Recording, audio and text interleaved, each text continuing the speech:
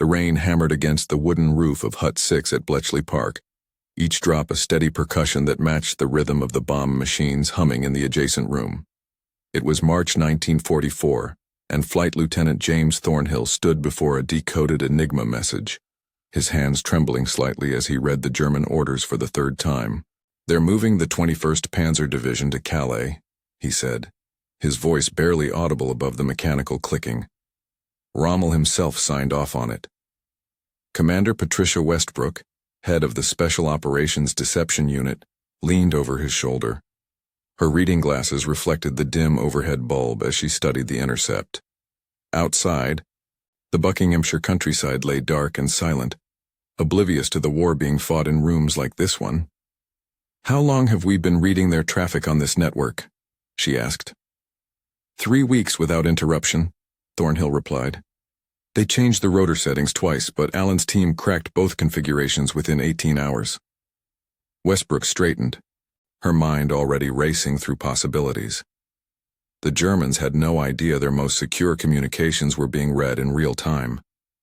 For months, Bletchley Park had been intercepting Wehrmacht orders, Kriegsmarine deployments, and Luftwaffe reconnaissance reports. But this was different. This was an opportunity. She walked to the map table where northwestern France lay spread beneath acetate overlays marked with German unit positions. Red pins clustered around Calais. Blue pins, Allied forces preparing for D-Day, pointed toward Normandy, still months away from H-hour. "What if we could make them think we're coming at Calais?" she said quietly. Thornhill looked up from the decryption sheet. "We already are. Operation Fortitude. Patton's Phantom Army in Kent." "No," Westbrook interrupted, tapping the map with her finger. "What if we didn't just deceive them with fake radio traffic and dummy tanks? What if we fed them orders through their own communications network? Orders they'd believe came from Berlin?" The implication hung in the air like cordite smoke. Thornhill set down his pencil, his engineering background immediately grasping the technical complexity. "You want to transmit false Enigma messages that match their encryption protocols?" "Not just match them, perfect them." Westbrook turned to face him fully. "We encode messages using their own machine settings, their authentication codes, their command structure. We make OKW think they're receiving legitimate orders from Führer headquarters." "That's never been attempted," Thornhill said. The risk is worth 20,000 Allied lives on the beaches," Westbrook cut in. Her voice was steel. "If we can convince them to reinforce Calais while we land at Normandy, we buy our boys the hours they need to establish a beachhead." Thornhill walked to the window, watching rivulets of water stream down the blackout curtains. In Cambridge, before the war, he'd been studying theoretical mathematics. Now he was being asked to weaponize cryptography in a way that violated every principle of signals intelligence.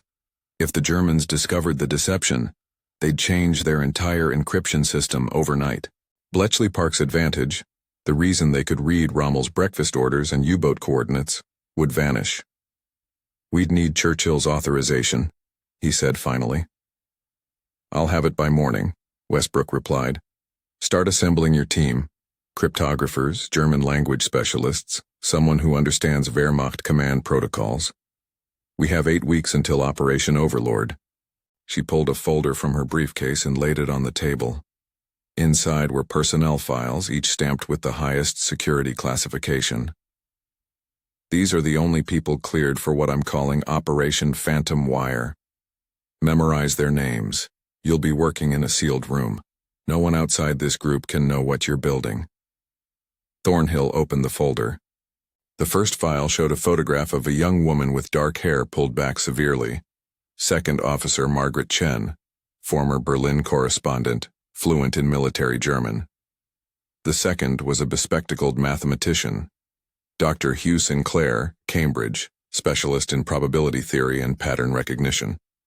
The third made him pause. Sergeant Klaus Dietrich, German POW, former Enigma operator, 7th Army Signals Corps. "A prisoner?" Thornhill said sharply. "A defector," Westbrook corrected. "His brother was executed by the SS for distributing anti-Nazi pamphlets in Munich. He volunteered for this. He wants to hurt them. Thornhill closed the folder, feeling the weight of what was being asked. They weren't just breaking codes anymore. They were forging them. They were becoming the enemy's voice, whispering poison into the ear of the Wehrmacht. "When do we start?" he asked. "Tonight," Westbrook said. "I've requisitioned 3 Enigma machines from the captures at Tobruk. They're being delivered within the hour. You'll need to reverse engineer the authentication patterns from the last 100 intercepted messages. Find the signature markers that make their communications trusted." She moved toward the door, then paused. "James, if this works, historians will never know your name. If it fails, it could cost us the invasion. Are you prepared for that?"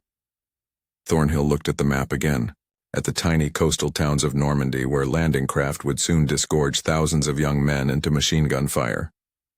He thought of his younger brother, a sergeant in the 50th Infantry Division, scheduled to land in the second wave at Gold Beach. "I'm prepared," he said. Chapter 2: The Forgery. The basement room they called the workshop had no windows and only one entrance, guarded around the clock by armed military police. Inside, 3 Enigma machines sat on separate tables like alien artifacts, their rotors exposed, their wiring diagrams pinned to the walls above them. It was 0300 hours, and Margaret Chen was on her 4th cup of tea, her eyes bloodshot from analyzing intercepted Wehrmacht messages. Across from her, Klaus Dietrich hunched over a reproduction of a German signals log, his finger tracing authentication codes. "They use a verification sequence," he said in accented English, his voice rough from years of smoking. "Every order from OKW includes a date-time group, followed by a 4-letter authentication derived from that day's Wehrmacht almanac. If the authentication doesn't match, the receiving unit requests confirmation." Thornhill stood at the blackboard mapping out the problem. "So we need the almanac." "We have it," Chen interjected, sliding a thin volume across the table. "Captured from a staff car outside Tunis. It's current through June." Dr. Sinclair looked up from his calculations, his pencil still moving across a sheet covered in probability matrices. "Even with the almanac, there's the linguistic problem. Every German officer has a distinct style. If we send orders that sound wrong, too formal, too casual, they'll be questioned." "That's why I'm here," Chen said. She opened a leather notebook filled with handwritten annotations. "I've been cataloging command voice patterns from 6 months of intercepts. General Blaskowitz uses subordinate clauses excessively. Field Marshal von Rundstedt favors imperatives. Rommel writes like he's issuing sports instructions. Direct, aggressive, no ambiguity." Dietrich smiled grimly. "You've captured them perfectly. I served under Rommel in France. That's exactly how his orders sounded." Thornhill felt a chill. They weren't just mimicking encryption, they were mimicking minds. "Show me how they'd phrase a redeployment order," he said to Dietrich. The former German sergeant pulled out a blank message form and began writing in precise Gothic script. N. 22. Panzerdivision. Verlegung nach Calais-Sektor. Priorität 1. Feindlandung erwartet. Von Rundstedt.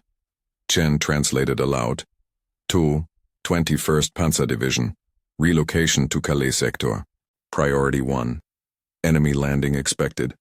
Von Rundstedt. "That's our first test message," Thornhill decided. "We'll encode it using tomorrow's settings, transmit it during the Wehrmacht's standard communications window, and monitor whether they act on it."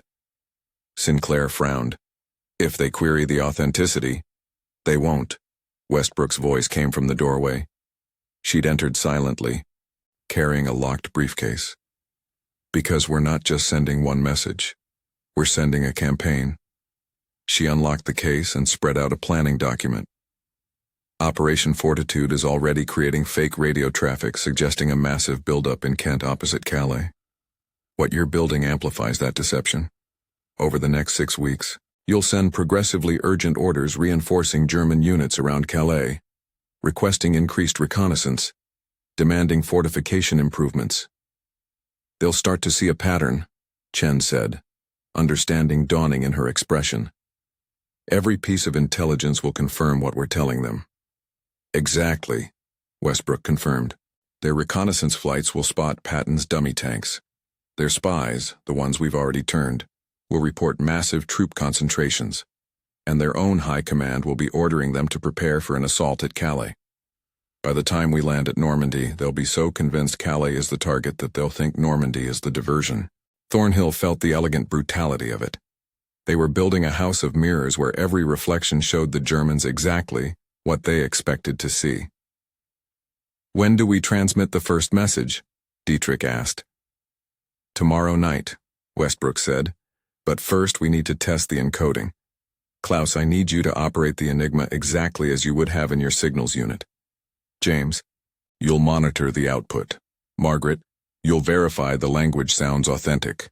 Hugh, you'll run probability checks to ensure the message patterns match legitimate Wehrmacht traffic." For the next 18 hours, the workshop became a factory of deception. They encoded and re-encoded the test message, adjusting rotor positions, checking plugboard settings, comparing their output against genuine German intercepts. Chen refined the phrasing 3 times, removing a word here, adjusting a verb, tense there, until even Dietrich admitted he couldn't distinguish it from orders he'd transmitted during the North Africa campaign.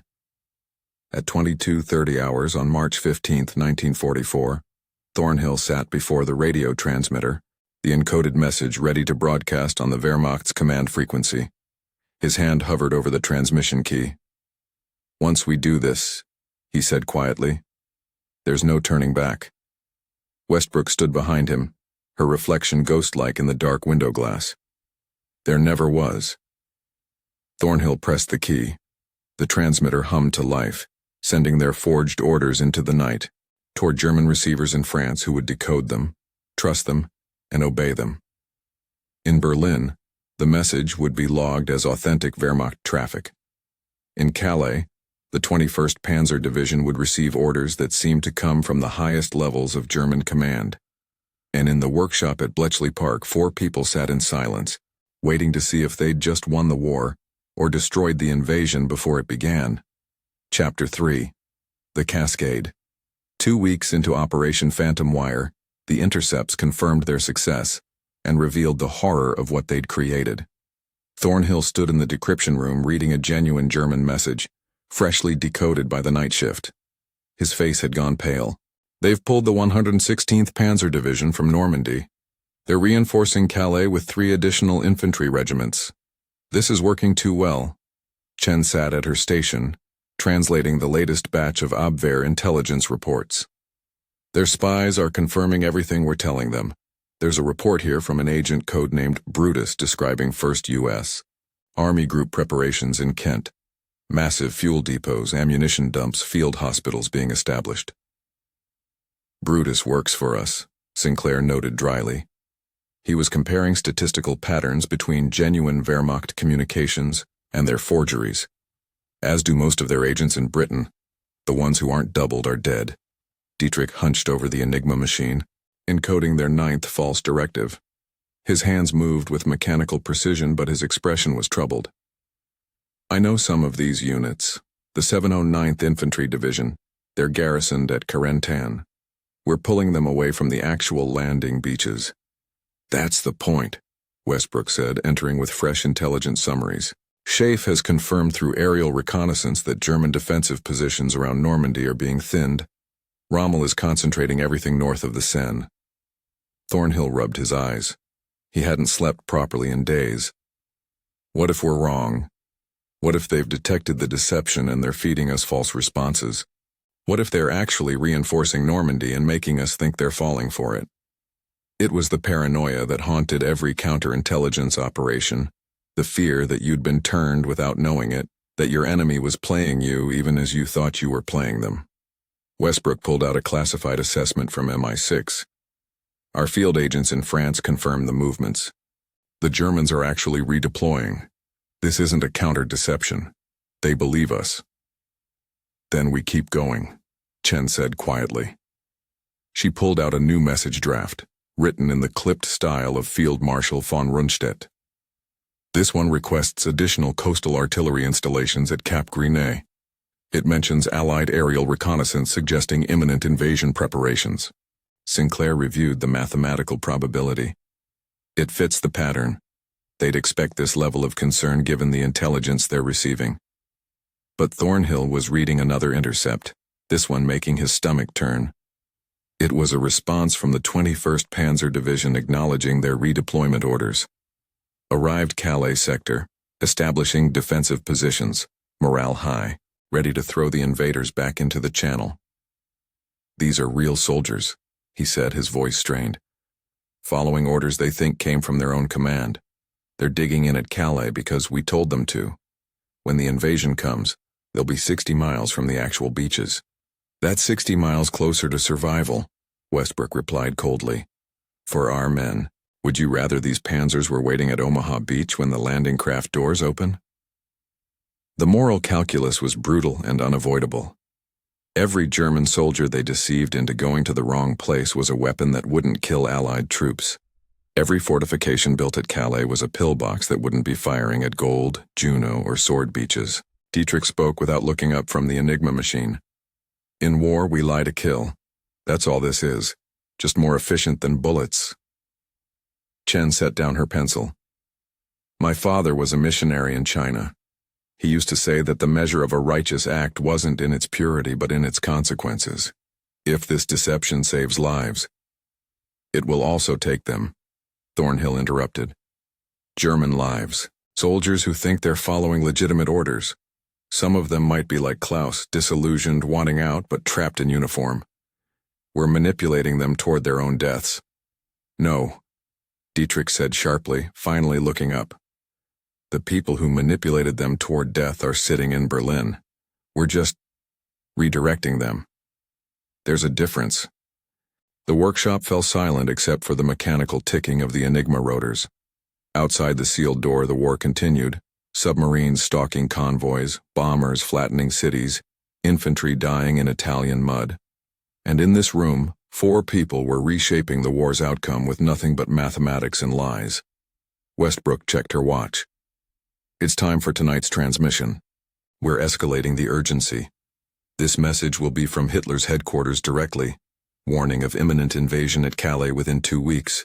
It will order all available forces to priority defense of the Pas-de-Calais region. 2 weeks from now will be early May, Sinclair calculated. D-Day is scheduled for early June. We're giving them a false timeline, which means they'll be at maximum readiness a month too early, Chen added. They'll exhaust themselves preparing for an invasion that doesn't come. By the time we actually land, they'll be second-guessing their intelligence. Thornhill understood the elegance of it. The deception within the deception. Not only were they sending the Germans to the wrong place, they were sending them at the wrong time, creating a cascade of doubt that would slow their response when the real invasion began. He loaded the message into the Enigma machine, his fingers moving through the now familiar ritual. Rotor positions, IVU-25. Ring settings, 1225-08. Plugboard connections matched to that day's Wehrmacht configuration. The message emerged as an encrypted string of letters, meaningless to anyone without an identical Enigma machine set to identical settings. But in German headquarters across France, officers would decode this message and read what appeared to be explicit orders from the Führer himself. They would not question. They would obey. Thornhill transmitted the message at precisely 22:45 hours, during the Wehrmacht's scheduled communications window. Then they waited. The response came 90 minutes later, a genuine German acknowledgement, decoded by Bletchley's regular cryptanalysis teams who had no idea it was responding to a British-forged order. Führer directive received and understood. All units moving to highest alert status. Calais defenses being reinforced. We will not fail. Heil Hitler. Westbrook read it aloud, her voice steady. Gentlemen, Miss Chen, we've just convinced the German High Command that Adolf Hitler himself has warned them about Calais. When D-Day comes, they will hesitate to believe Normandy is real because their own Führer told them otherwise. Thornhill sat back, feeling exhausted and exhilarated and sick all at once. They had weaponized trust itself, turning the Germans' faith in their own communications against them. It was the most effective piece of deception in military history, and also the most ethically troubling. "How long do we keep this up?" he asked. "Until the invasion," Westbrook said, "and possibly after. If they still believe Normandy is a feint after D-Day, they'll keep forces at Calais waiting for the real invasion that will never come." Chapter 4. The Reckoning. June 6, 1944, 0630 hours. The workshop had been sealed for 36 hours, monitoring German communications as the Allied invasion unfolded across 5 Normandy beaches. Thornhill stood before a wall of decrypted messages, watching the German response in real time. His shirt was soaked with sweat despite the cool basement air. "They still think it's a diversion. Look at this. Rommel is requesting permission to move the 15th Army from Calais. OKW is denying it." Chen translated another intercept, her voice hoarse from exhaustion. "Message from von Rundstedt to Berlin. American and British forces landing between Caen and Cherbourg. Believe this is diversionary attack. Main invasion force still expected at Calais. Requesting all available reserves held in position." "They're holding back an entire army," Sinclair said, his hands shaking as he plotted German unit positions on the map. 15 divisions sitting at Calais while our boys are fighting for their lives at Omaha Beach. It's working exactly as we planned. But Dietrich was reading a different intercept, one that made his face go gray. "This is from the 352nd Infantry Division at Omaha. They're reporting massacre-level casualties among the American landing forces. The initial waves were nearly destroyed." Thornhill grabbed the message. The German report was clinical, almost proud. Enemy losses estimated €2.3 Deroern on Omaha sector alone. Bodies floating in surf. Many craft destroyed before reaching shore. Our fortifications held perfectly. The room went silent. They'd succeeded in deceiving the Germans about Calais, but they hadn't prevented the slaughter on the beaches. American soldiers were dying in water turned red with blood, and all their clever deceptions hadn't stopped it. "We should have done more," Thornhill said quietly. "Should have sent orders pulling units away from all the beaches, not just reinforcing Calais." "That would have been too obvious," Westbrook replied, though her voice lacked its usual steel. "We had to make it subtle. If we'd ordered a complete withdrawal from Normandy, they'd have known something was wrong. So we let thousands die to maintain our deception's credibility?" Thornhill's voice rose. "Those men at Omaha would have faced twice as many defenders if the 21st Panzer Division had been there instead of sitting at Calais," Chen interrupted. "James, I know what you're feeling, I feel it too, but look at Gold Beach, Juno, Sword. Those landings succeeded with relatively light casualties, precisely because we thinned out their defenses." Sinclair pulled up casualty projections from Chef. Intelligence estimated 75,000 Allied casualties in the first day, if the Germans had full defensive strength at Normandy. Current reports suggest we're looking at around 10,000. That's 65,000 lives saved by what we did. Tell that to the mothers of the 10,000, Thornhill said bitterly. Dietrich stood and walked to the map, his finger tracing the coastline where German and Allied forces were locked in brutal combat. "In 1940, I was at Dunkirk. I watched the British Army evacuate and we were ordered not to press the attack. Hitler believed his own intelligence that said the British were finished, that we should save our strength for France. Thousands of British soldiers escaped who should have been captured or killed. Those soldiers came back 4 years later. Some of them are probably on those beaches right now." He turned to face Thornhill. "War is built on mistakes and gambles and lies. The only question is whose mistakes kill fewer people. We made the Germans believe a lie that saved Allied lives. That's all we could do. That's all anyone can do." A new message came through the decoder, and Chen grabbed it immediately. Her expression shifted as she read. "This is from OKW to all units. Normandy landings now confirmed as major invasion operation. However, second landing at Calais still expected. 15th Army to maintain positions. No forces to be transferred to Normandy without explicit authorization from Führer headquarters." "They're still holding Calais," Westbrook said, disbelief in her voice. "Even now, even with 50,000 Allied troops ashore at Normandy, they still believe we're coming at Calais." Thornhill looked at her. "Do we send another message?" Keep reinforcing the deception? No, Westbrook decided. We've done enough. If we overplay it now, they might catch on. Let their own confirmation bias do the rest. Over the next 72 hours, they monitored the German response with a mixture of professional satisfaction and moral unease. The 15th Army remained at Calais for days after D-Day, waiting for an invasion that would never come. By the time Hitler finally authorized their deployment to Normandy, the Allied beachhead was secure.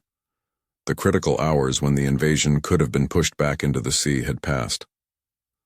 On June 9th, Westbrook received a classified assessment from Eisenhower's headquarters.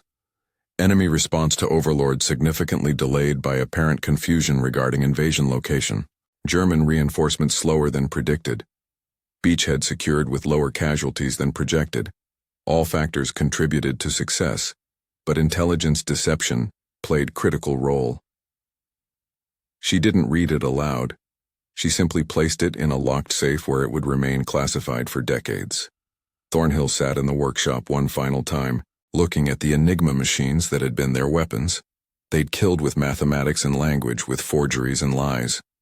The Germans had never known that their own communications network had been turned against them, that orders they believed came from Berlin had actually been encoded in a basement in England. What happens to us now? Chen asked. Do we go back to regular signals intelligence? You'll be reassigned, Westbrook said. Different operations, different wars. This project never happened officially. There will be no commendations, no recognition. The Germans must never know their Enigma was compromised to this degree, or they'll change their entire cryptographic system for whatever comes next. What about Klaus? Sinclair asked, nodding toward Dietrich. Citizenship in Canada after the war, Westbrook replied. New identity, new life. He's earned it. Dietrich smiled sadly. A life built on betraying my country. A life built on betraying evil, Chen corrected. There's a difference. Thornhill gathered his papers, preparing to burn them as protocol required.